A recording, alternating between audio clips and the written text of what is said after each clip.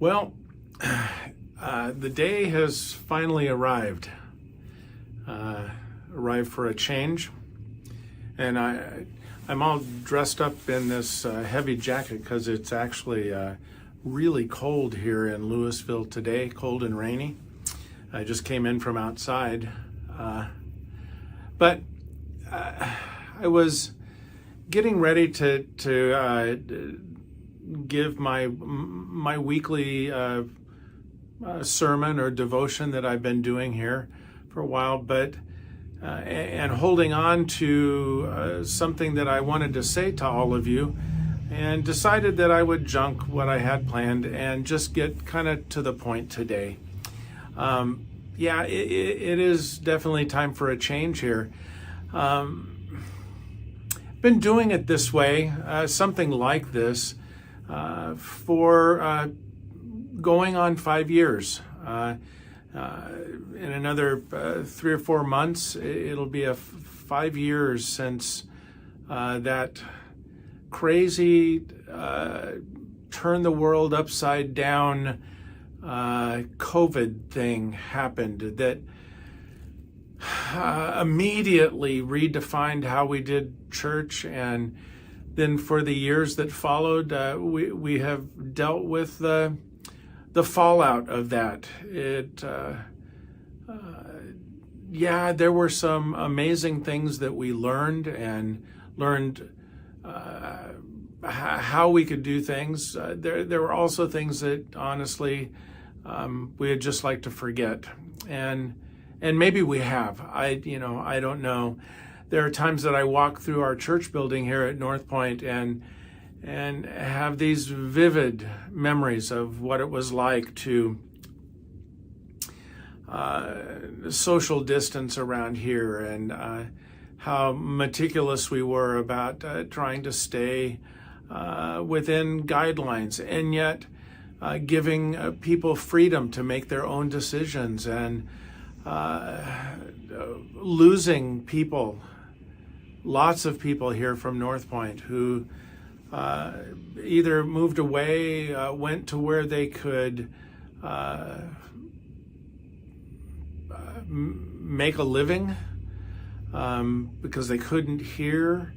Others that dug in and found new ways of doing things. And we went through some years of people trickling back into the church building, and now I can say 5 years down the road, we are back to like every other church here, maybe in the United States, maybe beyond. We have adapted to our new normal, no doubt about that.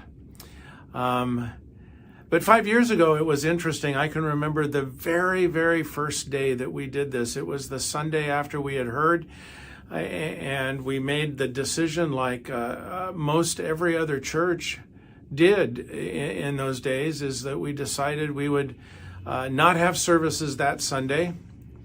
And we thought, well, maybe this will last for 3 or 4 Sundays, and it's going to be weird, but we'll figure this out. And that what we thought was going to be 3 or 4 Sundays turned into about 3 months, 2 to 3 months that we didn't meet at all, and then somewhere 1st of July, the COVID started in March, I believe, and we went through March, end of March, and April and May, and all the way through June, and around the 1st of July, we decided to start meeting again, and it was horrible.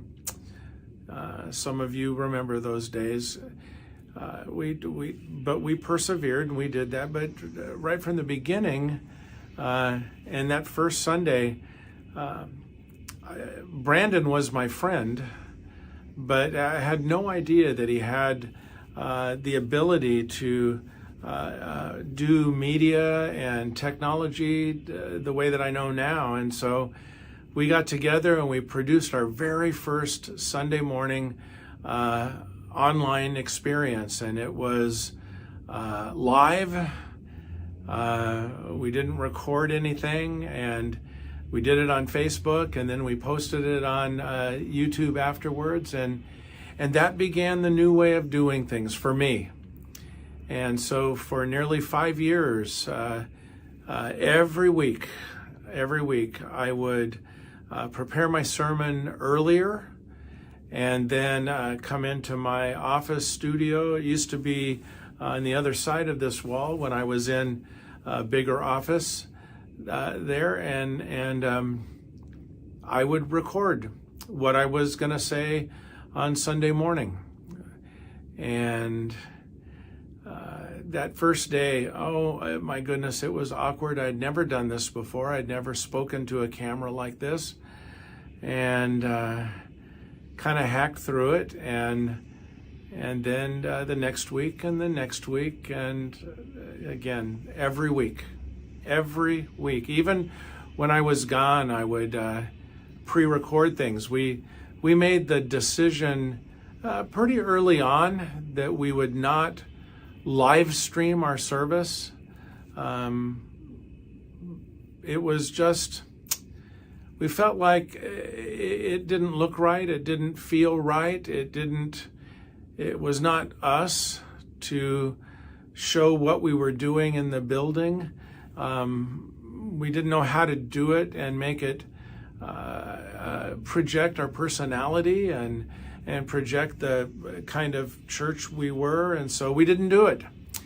And so I have pre-recorded for all of these years my message, usually on Thursday afternoon or Friday morning, and I would record it, and it would go up into the cloud. And we have actually gotten fairly sophisticated at how we do this, and Brandon has a studio at home, and he would get it and work with it and put scripture passages on, if you've been watching. And then we would actually air it at the same time that our service started here. Even though it wasn't live, it was close to live. And I could talk about us being in two different places, watching the video and so on and so forth while we were doing stuff here live. And it worked for us. And even after COVID passed, we continued to do this, as you know. All of the church growth experts in our world said that if you don't have an online church, then you're missing the boat. There are so many people out in the world that don't want to come to a church building anymore, but they may frequent your Facebook site or your YouTube site. So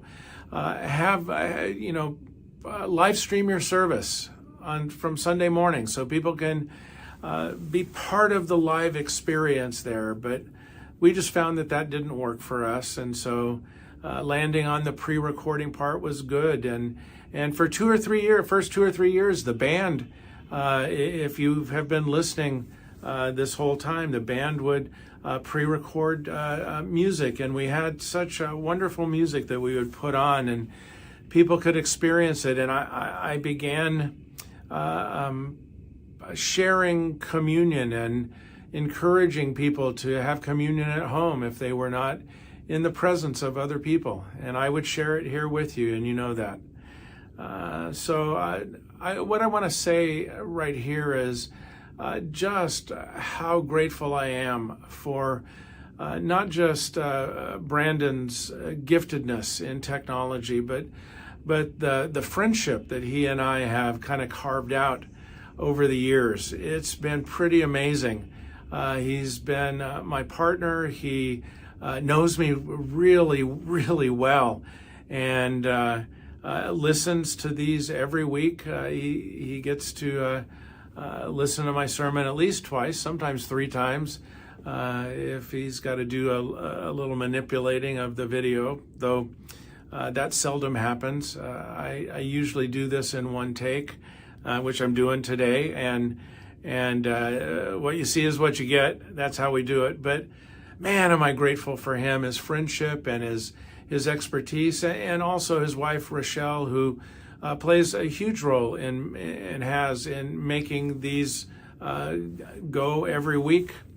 I wish you could know them as I do. They are absolutely wonderful people, and to have him be our production guy has turned into, that's what it was 5 years ago. But now he is part of our staff. Doesn't get paid full time, but works full time. That's how it goes in church work. But I can honestly say we couldn't do what we do at North Point without him, and Rochelle as well. We are so grateful.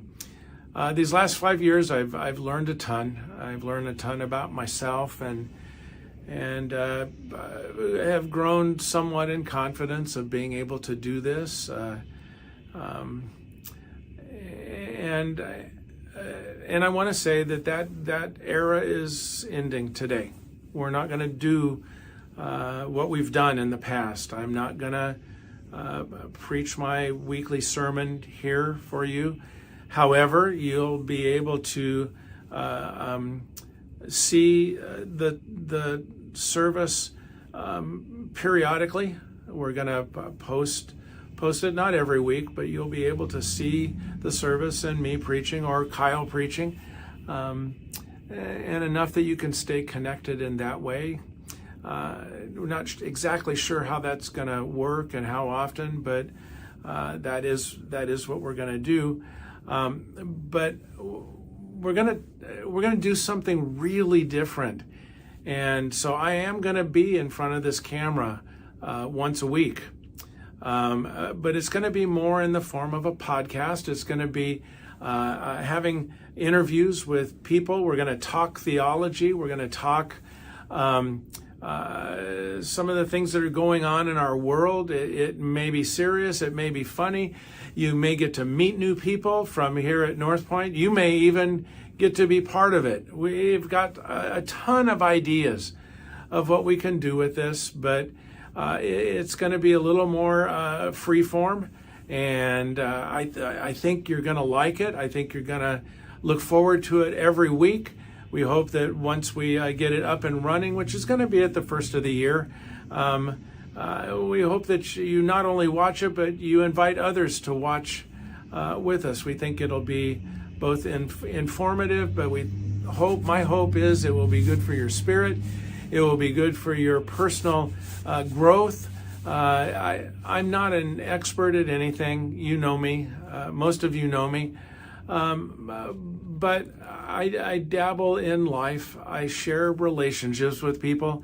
And it's going to be sort of an extension of that, of who I am and what I do. You may get to meet some of our missionaries. You may get to see a little bit about what we are doing around here, and maybe get a little deeper, and hopefully through all of that you would grow closer to the one who makes life possible for us. We want you to know Jesus. We want you to walk closely with him. And so this is for the next few weeks during the Christmas season. We probably aren't going to have anything that'll be on here weekly. I may pop up, and hopefully there'll be a way that you can find that.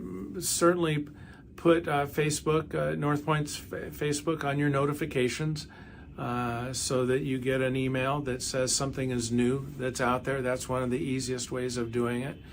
But you may just have to come back here and check at the first of the year. And if you do, I think you'll be pleasantly surprised. So thank you for listening for 5 years. Thank you for so many of you that have given me kind words of affirmation and encouragement to keep doing this week after week. And our hope for you, and my hope for you, is the same that it has been every week over the last 5 years, and certainly in my heart all of those years before, is that you would know Jesus more deeply, that he would become more and more real to you, and your confidence in his words and your determined dependence on His Holy Spirit that lives inside of you, if you know Him and you have surrendered, that it will grow deeper and stronger as the days go by. And if you don't know Him, hang out here with us. Maybe you'll hear something or see something or feel something that will compel you to find the one who is, without a doubt, the most important person who has ever walked the earth, and who now resides in heaven with His Father, waiting for that day that He returns. And until then, we'll be faithful, and hope to see you soon. Looking forward to it.